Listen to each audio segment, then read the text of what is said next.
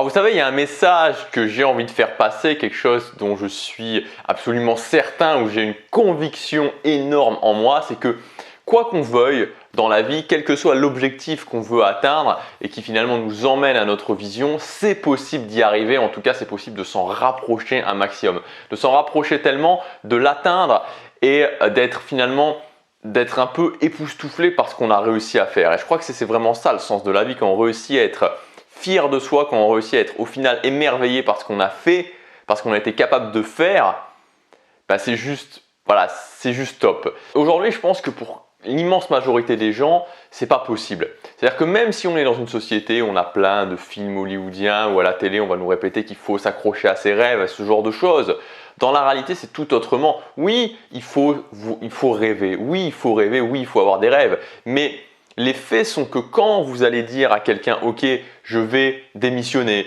je vais partir m'installer à la campagne, je vais changer de pays, bref, je vais me donner les moyens de vivre mes rêves », tout le monde va vous dire « Oula, attention, fais vraiment attention. Est-ce que tu sais, il vaut mieux pas choisir la sécurité? Est-ce qu'il faut vraiment prendre ces risques-là » Pour l'immense majorité des gens, il faut surtout pas prendre de risques. Oui, il faut rêver, mais on verra plus tard. Et moi, je suis contre cette vision des choses. Je suis contre cette vision des choses. Je suis pour le fait qu'il faut rêver, il faut se donner les moyens de les atteindre et pas plus tard, pas dans une semaine, 2 mois, 6 mois, 1 an, mais maintenant. Mais parallèlement à ça, l'autre message que j'ai envie de faire passer, c'est que ça va être difficile. Ça va être difficile et il ne faut pas sous-estimer non seulement la valeur que ça a et donc parallèlement à la valeur que ça a, la difficulté pour y arriver. Et il y a quelques jours justement, je vais prendre cet exemple parce qu'il est révélateur, j'étais en séance de coaching avec quelqu'un donc une fille qui veut perdre du poids. Et là, ça fait 1 mois qu'on travaille dessus et donc elle a eu beaucoup d'échecs avant, donc on met en place des habitudes et on le fait lentement forcément parce que le but c'est de construire quelque chose, petit à petit. Et elle m'a dit « Ok, j'espère que là, les résultats vont vraiment arriver parce que je me donne vraiment à fond, j'ai l'impression d'en faire énormément. » Et ce dont on a discuté pendant cette séance, c'est que par rapport à l'objectif qu'elle a, pour le moment, on n'est qu'au début. On met en place de petites choses. Et peut-être qu'elle a l'impression d'en faire beaucoup par rapport à avant, mais par rapport à son but, il va falloir en faire plus, il va falloir construire, il va falloir vraiment continuer à construire et oui, il y aura des résultats. Mais ça va prendre plus de temps que prévu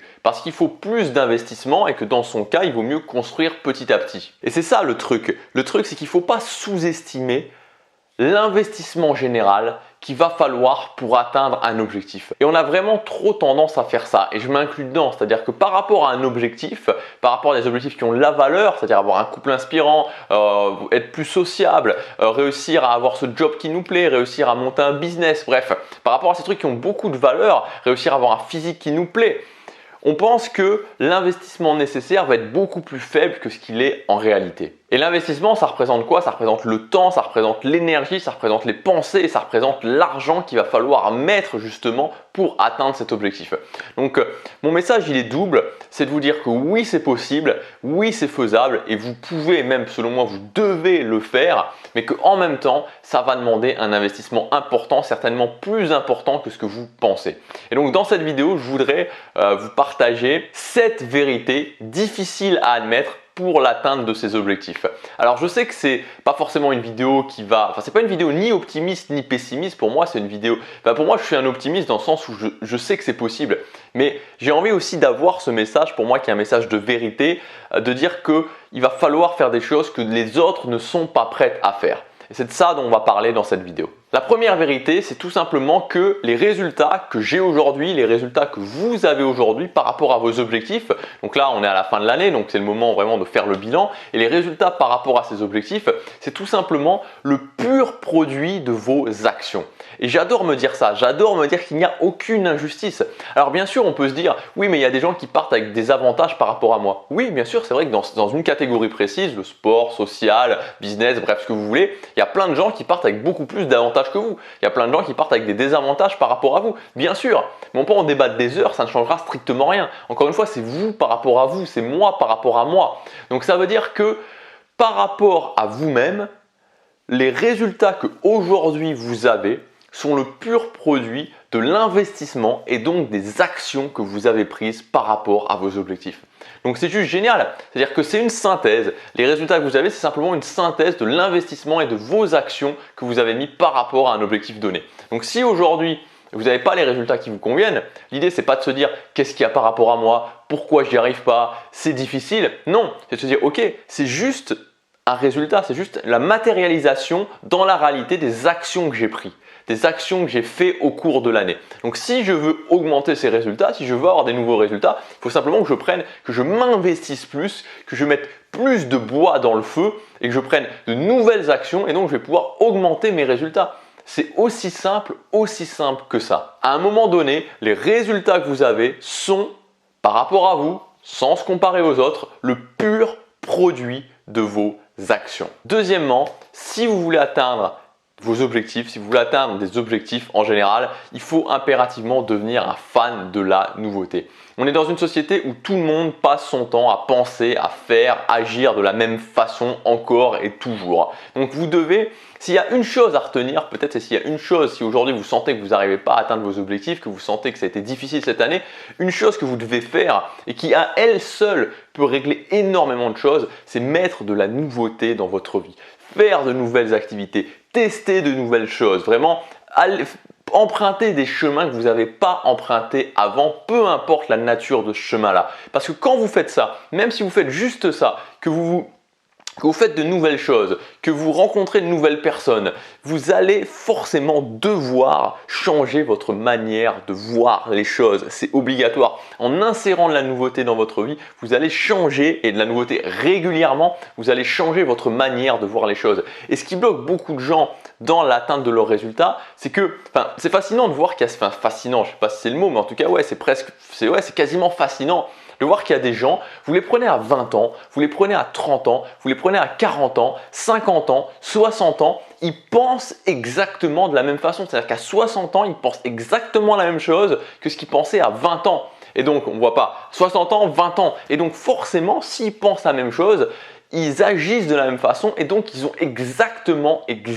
les mêmes résultats. La nouveauté, c'est le point de départ. Le fait de penser différemment, c'est le point de départ de nouvelles actions et donc de nouveaux résultats. Et pour penser différemment, il faut insérer de la nouveauté. Et oui, là, effectivement, il y a un avantage énorme. Et moi, je sais que le jour où je vais avoir des enfants, c'est peut-être le cadeau le plus précieux que je vais leur faire. C'est le fait d'avoir un état d'esprit évolutif. Il y a deux types de personnes. Il y a les gens qui ont un état d'esprit fixe et les gens qui ont un état d'esprit évolutif. Et tous ceux qui ont du succès ont un état d'esprit évolutif parce que c'est obligatoire. Les gens qui ont un état d'esprit fixe continuent année après année à penser la même chose, à nier la réalité, à nier les résultats. Quand ils voient quelqu'un qui a plus de résultats qu'eux, ils se disent qu'il y a eu de la chance, qu'il y a eu les circonstances, qu'il y a eu quelque chose qui a fait que forcément il a dû être avantagé. Alors que c'est faux. Alors que quelqu'un qui a un état d'esprit évolutif va se dire ok, si cette personne a plus de résultats que moi, c'est que d'une certaine façon, il a quelque chose que je peux apprendre. Allez sur ce chemin-là d'avoir un état d'esprit évolutif et le meilleur moyen, c'est d'insérer de la nouveauté dans votre vie, de devenir obsédé par le fait d'insérer de la nouveauté. Je vais faire mes courses à un endroit différent, je prends des chemins différents, je vais dans des restaurants différents, je pars en vacances à des endroits différents, je fais des activités différentes, je parle à des personnes différentes, je fais des choses que je faisais pas, que je m'interdisais de faire ou je me disais non, c'est pas possible, ça peut pas marcher. Je le fais. Troisièmement, ça va être plus dur et plus long que ce que vous pensez. Peu importe l'objectif, ça va être plus dur et plus long que ce que vous pensez. Et si je vous dis ça, c'est un petit peu lié à ce que je vous disais au tout début de la vidéo, c'est pas pour vous décourager, c'est en aucun cas pour vous décourager, mais c'est justement pour vous préparer. Plus on est préparé, plus on le sait, plus on peut se préparer et donc plus on peut réussir. Parce que ce qui est une des causes de l'abandon, et on en a parlé dans la vidéo sur les plateaux, là où j'avais mon tableau et je vous montrais justement pourquoi les gens abandonnaient, c'est le fait qu'il y a un décalage entre ce qu'on croit qu'il va falloir mettre comme action, comme résultat, comme investissement à tous les niveaux, pensée, temps, énergie, argent, et ce que c'est en réalité. Et quand le cerveau commence à comprendre ce décalage, finalement, il ne l'admet pas et donc on abandonne. Donc oui, ça va être plus long et plus dur que vous le pensez. Mais c'est une bonne chose parce que ça veut dire que ce que vous voulez faire, ça a de la valeur. Ça veut dire que quand vous allez y arriver, vous pourrez vraiment être fier de vous. Il n'y a pas de chemin de facilité, il n'y a pas de raccourci. Vous savez, le raccourci, l'obsession du raccourci, l'obsession de la pilule magique. Tout ça, c'est une illusion. Une illusion. Oui, ça va être plus dur. Oui, ça va prendre du temps. On s'y prépare, on le fait, on avance et on réussit. Quatrièmement, le travail ne ment jamais. Alors ça, moi, c'est quelque chose qui, voilà, je pense qu'il n'y a pas beaucoup de gens actuellement, enfin, en tout cas en francophonie, aux USA, c'est quand même très différent. Mais même aux USA, il y a des affrontements par rapport à ça. Moi, je pense que le travail, c'est la valeur de base. Il y a notamment cet excellent livre Outlier. Alors, je ne sais pas si on va le voir au niveau du focus, je vais le mettre juste à côté de ma tête, de Malcolm Gladwell, qui étudie vraiment, enfin, les livres de Malcolm Gladwell sont en général excellents. Et vraiment, c'est un livre qui est assez long, qui est assez dense et qui est vraiment, enfin, qui est sous forme d'études. Et il y a notamment le principe de la loi des 10 000 heures. Je suis en train de rechercher la page. Vous voyez vraiment, j'essaie de vous montrer. Voilà, il y a carrément, enfin, c'est vraiment une étude hallucinante sur le succès avec tous les gens, le nombre d'heures qu'ils ont travaillé. Bref, bon, c'est un livre que je vous conseille vraiment de lire. Et donc, voilà, l'idée c'est que quand vous mettez au travail, quand vous mettez des heures dans le travail, vous ne pouvez pas perdre. C'est la valeur de base, c'est la valeur refuge. Si vous travaillez, vous allez réussir. Au-delà, je sais bien qu'il y a des gens qui prêchent à tort et à travers l'efficacité. Et moi, je ne dis pas que c'est pas intéressant l'efficacité, c'est pas ce que je dis. Ce que je dis, c'est que l'efficacité et le travail sont compatibles, sont tout à fait compatibles. Et que la priorité, justement, ça doit être de dire, ok, au départ, je me mets au travail, et ensuite l'efficacité va venir. Et non pas, je cherche l'efficacité en faisant le moins possible. À moins que ce soit vraiment votre objectif d'en faire le moins possible, auquel cas, c'est différent, mais si votre objectif c'est avant tout de réussir à faire ce que vous voulez, dans ce cas-là, le travail ne vous mentira jamais. Le travail est une valeur sur laquelle vous pouvez vous appuyer pour votre succès. Cinquièmement, une règle qui est extrêmement intéressante aussi et qui est aussi, enfin dont Malcolm Gladwell parle aussi dans Outliers, une règle qui est fascinante, c'est la règle de l'exception ou le syndrome du loto. La règle de l'exception, ça veut dire quoi? Ça veut dire qu'en fait, on a une tendance dans l'espèce humaine à faire des exceptions la règle. C'est-à-dire à faire en sorte que quelqu'un qui a réussi par hasard, ou que aucune autre personne n'a réussi de cette façon-là, que lui a réussi, mais c'est vraiment le pur hasard, à tenter d'expliquer et de mettre des explications logiques sur cette réussite alors que ce n'est pas possible et alors qu'elle est due au hasard. Et c'est le syndrome loto, pourquoi? Parce qu'en fait, on fait de ces exceptions une généralité, on fait de ces exceptions une règle. Et tout simplement, le fait de se dire, ok, j'ai combien de chances de gagner au loto? 1 sur 15 millions, enfin c'est un truc complètement hallucinant. Je me souviens plus, mais j'avais lu une fois que si on citait un nom, de perdant du loto toutes les 30 secondes, donc toutes les 30 secondes, je cite un nom de perdant du loto, d'une personne qui a joué et qui n'a pas gagné, je parle du gros lot évidemment, qui n'a pas gagné, il faudrait, je crois, 9 ans ou même plus, je sais plus, enfin c'est un truc de fou, avant de citer un gagnant. Si j'en cite un tous les 30 secondes. Donc, en fait, on établit comme une norme que, par exemple, que pour devenir riche, la moyen le plus simple de devenir riche, c'est de jouer au loto. La preuve, tout le monde joue au loto. Alors que, en réalité, c'est une exception. C'est juste une exception. Donc, il faut faire très attention quand vous voulez atteindre un objectif, de bien vous demander si la personne que vous visez, si la personne dont vous essayez de dupliquer la méthode, et la méthode de la duplication fonctionne, si c'est une personne qui est une exception ou alors si c'est une probabilité. Il faut toujours mieux raisonner en termes de probabilité qu'en termes d'exception. Parce que bien sûr, on est attiré par les exceptions. Bien sûr, on est attiré par la personne qui n'avait jamais écrit de livre, qui un jour, en une semaine, a écrit un best-seller qui a été publié, qui a été tiré à des millions d'exemplaires. Bien sûr, on aimerait que ce soit la règle, mais en fait, ce n'est pas la règle, c'est le hasard et c'est une exception. Alors qu'on n'a pas envie de voir à côté de ça les 99% des gens qui ont été publiés et qui ont travaillé pendant des années de façon acharnée pour réussir. Faire très attention de toujours se demander, ok, est-ce que cette personne-là, c'est une exception ou est-ce que c'est une probabilité? Est-ce qu'il y a 95% des gens qui ont fait comme lui et qui ont réussi, ou alors c'est juste une personne qui est l'exception, a pas appliqué des méthodes qui fonctionnent mais a quand même réussi par le hasard. Sixièmement, la règle du prix à payer, c'est-à-dire accepter de perdre. Vous savez, moi, il y a une chose, j'ai beaucoup de respect pour n'importe qui a atteint du succès, qui a atteint le succès, n'importe qui s'est dit à un moment donné, je veux atteindre cet objectif, quel que soit l'objectif, et qui l'a atteint. J'ai beaucoup de respect pour tous les gens qui font ça, tout simplement parce que je sais qu'il y a un prix à payer. Il y a un prix à payer. Et c'est souvent ce qui bloque beaucoup de gens dans leur démarche d'atteindre ce qu'ils veulent vraiment. C'est cette capacité à payer le prix et à quelquefois se mettre dans l'inconfort pour ensuite avoir du confort. Et je vois régulièrement dans les messages qu'on m'envoie, dans les vidéos que je fais, Que si par exemple, on veut avoir un couple vraiment inspirant, on veut trouver une personne avec qui on est vraiment connecté et pouvoir rester du temps avec cette personne, fonder une famille, vraiment que ce soit quelque chose qui… On sent qu'on a envie d'être ensemble et d'avancer dans une direction commune. Ça a énormément de valeur. Et pour arriver à ça, d'être prêt à payer le prix, de peut-être actuellement quitter la relation qui ne fonctionne pas. Que si je veux me créer un cercle social de qualité, me créer un cercle social où j'ai des gens qui sont là avec moi, qui sont inspirants, qui me tirent vers le haut et c'est une super émulation et je suis vraiment content de voir ces gens-là, que paradoxalement il va falloir payer le prix et quitter votre cercle social actuel où c'est des gens qui vous tirent vers le bas.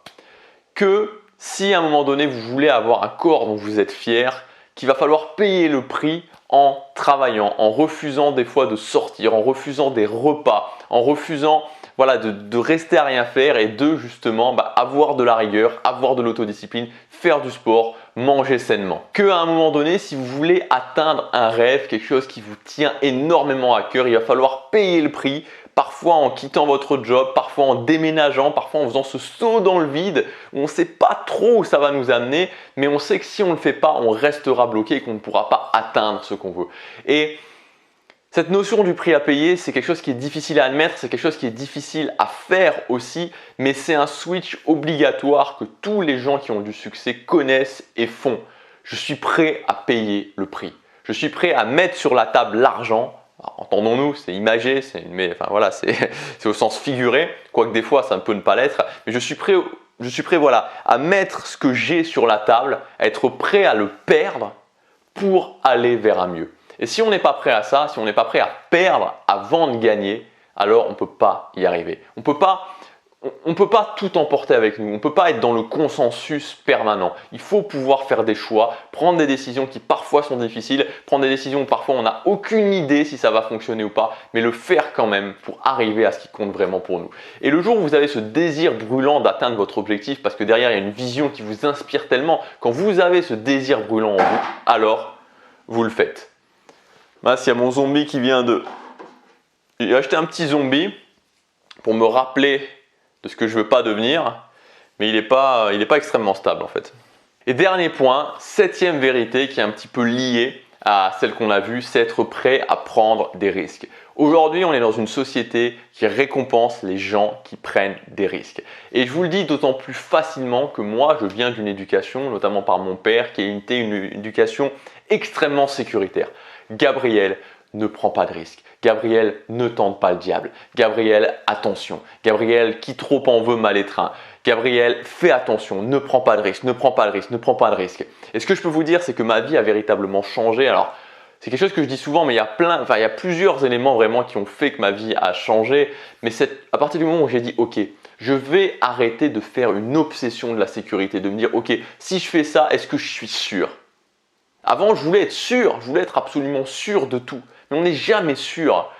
À partir du moment où on arrête de vouloir être sûr et à partir du moment où on se dit « Ok, je prends un risque, peut-être cette fois-ci ça fonctionne, peut-être ça ne fonctionne pas », ça change, les choses changent.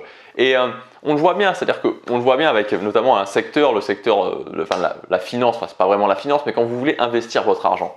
Aujourd'hui, si vous voulez investir votre argent dans des choses qui sont sécuritaires, des livrets d'épargne logement, des plans d'épargne logement, des assurances vie sécuritaires, vous ne gagnez plus rien, vous ne gagnez rien, même avec l'inflation, vous perdez presque votre argent.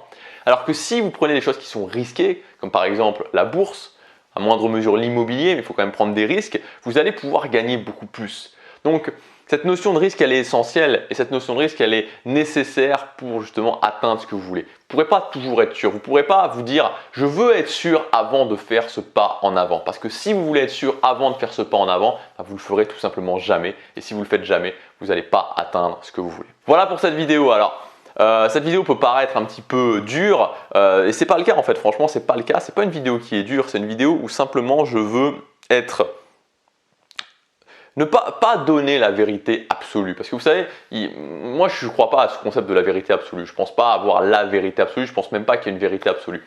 Je vais vous donner en tout cas ce que je considère pour moi être la vérité. Et c'est aussi quelque chose qui me tient beaucoup à cœur sur cette chaîne, c'est qu'il n'y ait pas de filtre. Il n'y ait pas de filtre entre ce que je pense, ce que je fais dans mon quotidien et ce que je dis.